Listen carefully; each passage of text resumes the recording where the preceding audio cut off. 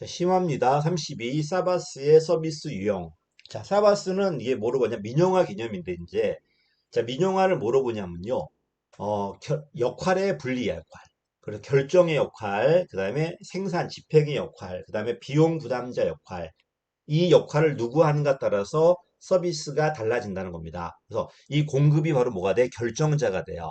그래서 얘가 결정자가 되는 거고, 이 생산이 뭐가 되는 거야? 이게 집행자가 돼요. 옛날에 어떻게 했다는 거야? 정부가 결정하고 공무원이 집행을 하고 비용은 세금으로 정부가 되는 게 원칙이에요. 그래서 직접 공급 이야기에 정부가 결정을 하고 주선 배열자, 어레인저 해갖고 배열자를 표현한 거 지금. 정부가 생산하고 비용은 세금으로. 근데 지방정부가 다양하게 나오니까 A정부가 결정을 하고 B정부가 생산을 하고 A정부가 비용을 주면 되겠죠. 그치? 정부 간 계약이잖아. 이게 사무위탁이라고 그래요. 근데 만약에 서울시가 경기도와 계약을 할 건데 경기도가 전문성이 없다면 경기도와 하지 말고 민간하고 계약하면 되는 거 아닌가요? 이게 민간 위탁이야. 둘 다 계약이지만 정부 간 계약이 되고 이건 민간하고 정부가 계약하는 거죠. 그건 어떤 업체하고 계약을 할까요? 경쟁 입찰하는 거야. 제일 싸고 제일 질이 좋은 민간 기업하고 입찰하면 되잖아요. 이게 민간 위탁이야. 이따 보겠지만 결정은 정부가, 생산은 역시 민간이, 그다음에 비용과 최종 책임은 정부가 되는 겁니다. 정부가 되는 거야. 경쟁 입찰이 포인트고요. 이러니까 싸게 질이 좋은 업체하고 입찰할 수 있겠죠. 도입할 수 있겠죠. 두 번째가 이제 면허 방식이에요. 자, 이건 뭐냐면 정부가 버스를 몰 수는 없잖아요. 운송 면허를 줄 거야.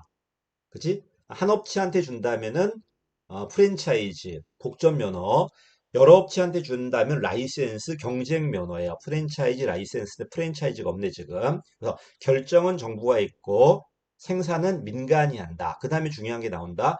비용은 누가 된다? 비용은 소비자가 돼요. 대신에 정부가 규제를 하겠죠. 그지?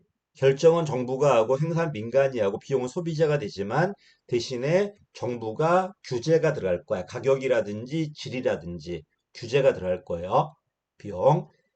그 다음에 뭐가 들어간다? 키워드는 일정 구역에서 서비스를 공급할 수 있는 권한을 주는 거야. 권리를. 권한이라고 하자. 권한을 주는 거야. 한 업체한테 주면 독점 면허, 여러 업체한테 주면 경쟁 면허. 그래서 얘가 경쟁 입찰이고 비용을 전부 정부가 된다면은 얘는 보다시피 경쟁 입찰이 아니라 공급권 부여고요. 그다음에 비용은 누가 된다? 소비자가 징수하는 게 원칙이 돼. 플러스 뭐가 들어간다? 정부 규제가 들어갑니다. 정부 규제가 질과 가격에 대한 규제가 들어가요. 됐죠?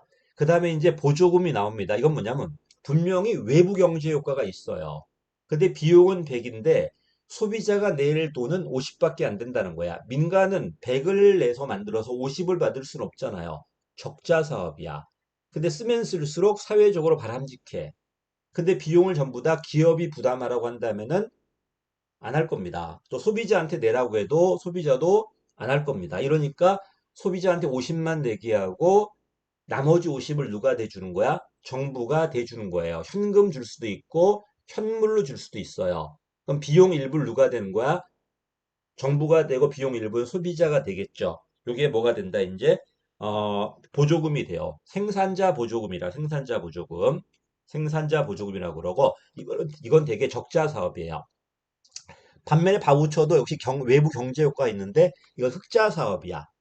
흑자 사업이니까 생산자한테 보조금 주는 게 아니고 사회적 약자한테 이용하라고 구매권을 주는 거야. 그럼 내가 이미 경쟁적으로 공급되고 있는 학교, 병원, 그다음에 주택 이걸 골라 쓰는 게 바로 바우처 제도겠죠.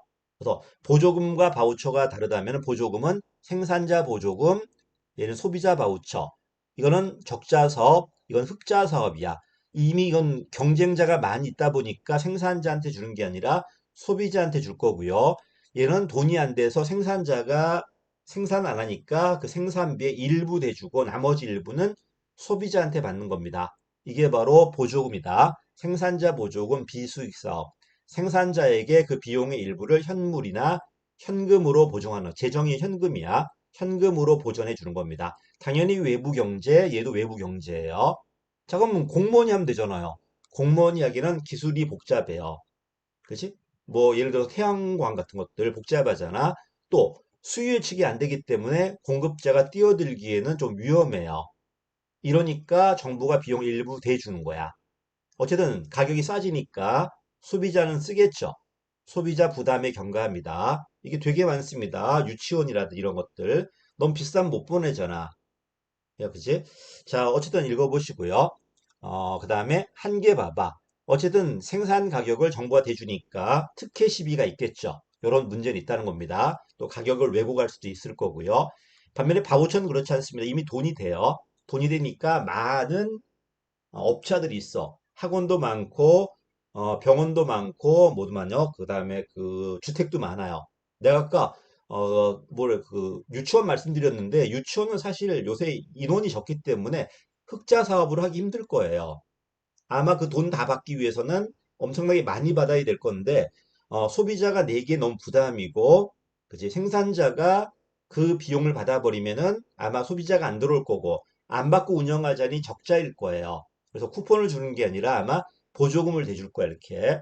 반면에 나머지 돈 되는 것들, 돈 되는 학교라든지 학원이라든지 또는 병원이라든지 이런 거는 되게 뭐가 들어간다? 바우처가 들어가요. 이따 보겠지만 우리가 어디서 배웠어? 가치제로 배웠잖아. 교의 주문해가지고. 자, 누구한테 준다? 소비자인데 소비자가 되게 사회 약자예요. 부자들한테 의료권 안 줘도 얼마든지 건강하게 그 의료 받습니다. 약자한테 주로 줄 거고요. 또 카드를 주면은 전자 바우처가 되고 쿠폰 주면 종이 바우처가 돼 소비자에게 주는 거고요. 자, 이래 버리면 소비자는요. 이미 경쟁적으로 공급되고 있는 학원이나 병원 쓰면 되겠죠. 질이 안 좋은 업체들은 자동 도태되기 때문에 주체 난립을 방지할 수 있다는 겁니다. 또 사회약자한테 주다 보니까 재분배 효과가 있다는 소리고요. 근데 문제가 뭐냐면 이 바우처 줬을 때 이 업자가 이 소비자가 쓸지 안 쓸지 수요 파악이 잘 안 돼요. 수요 파악이. 업자도 마찬가지야. 나한테 올지 아니면 딴 데 갈지 알 수가 없다는 겁니다. 이게 문제죠. 그래서 정부한테 한다고 했는데 막상 안 와버리면은 나는 별로 돈이 안 될 거 아닙니까? 그 다음에 소비자도 이거를 자기가 쓰는 게 아니라 누구한테 팔아버릴 수 있겠죠. 이러니까 전자바우처 들어왔지만 전자바우처 가지고 예를 들어서 뭐 분유를 산 다음에 이걸 팔아버리는 것까지 막을 수가 없어요. 그래서 이게 누출이라는 거 이게 이런 게 나올 수 있다는 겁니다. 그래서 생산자 바우처, 생산자 보조금, 소비자 바우처 이런 식으로. 그리고 지금 바우처가 사바스가 82년도 말할 때는 지금 민간이 결정하고 민간이 생산 영역으로 들어가 있잖아. 아, 이거부터 해야 돼. 정부 결정하고 정부 생산하는 것, 정부 결정하고 민간 생산하는 게 세 가지죠. 그러니까 민간이 결정하고 민간이 생산하는 걸로 바우처가 들어와 있지만 이건 82년도고 지금은 22년, 2022년이야. 무려 40년이 흘렀죠. 그리고 이 바우처는 거의 지금 정부 책임으로 들어오고 있어요. 코로나 보험 알겠지만 거의 의료가 정부 책임에 이제는. 그래서 지금 사바스로 물어봤을 때는 민간 결정에 민간 책임으로 정리해야 되겠지만 지금 입장으로 본다면 바우처는 거의 정부 책임으로 넘어들어오고 있다는 겁니다. 그 다음에 자조활동과 자원봉사가 비교돼요. 이건 처음부터 내가 쓰려고 했는데 나와 같은 사람이 이득 보는 거고요. 이건 처음부터 돈을 받지 않고 타인을 위해 봉사하는 거야. 둘 다 돈을 받지 않고 하는 건 똑같지만 이건 내가 쓰려고 한 거고 이건 타인을 위해 한 거고요. 자, 밑에 있죠? 자원봉사는 처음부터 타인이야. 보수를 받지 않고 자발적으로 공급한다. 그러나 생산 비용은 주겠죠. 이 실비라고 그래. 버스비라든지 생산비는 줘야 되겠죠. 레크레이션, 안전 모니터링, 복지. 주로 타인들을 위한 거야. 됐죠? 자조활동 그렇지 않습니다. 내가 쓰려고 내가 했는데 나와 같은 애가 이득을 보는 거야. 수혜자와 제공자가 같은 집단이다. 서로 돕는 거다. 학부모가 학부모를 상부상조겠죠. 대표적인 보육사업.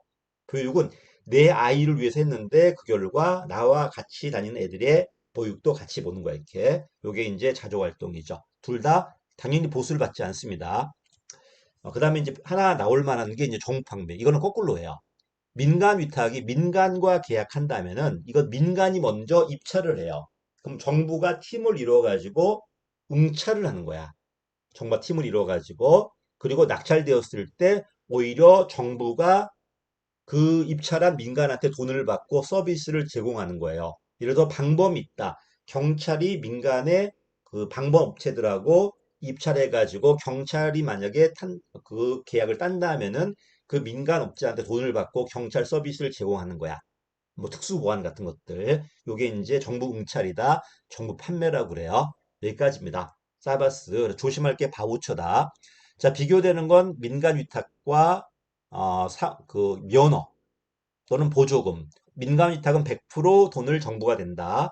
면허는 소비자가 된다. 대신 규제가 들어간다. 보조금은 분담한다. 정부도 되고 소비자도 일부 되고. 반면 또 보조금과 바우처. 생산자인지 소비자인지 적자인지 흑자인지 이런 것들. 그다음에 자조활동과 자원봉사. 그다음에 응찰은 별도로 따로 외우시고요. 오히려 사무위탁과 민간 위탁과 비교 한번 해봐요.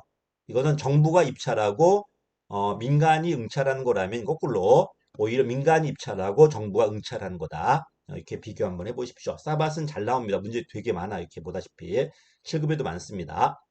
여기까지 하겠습니다. 감사합니다.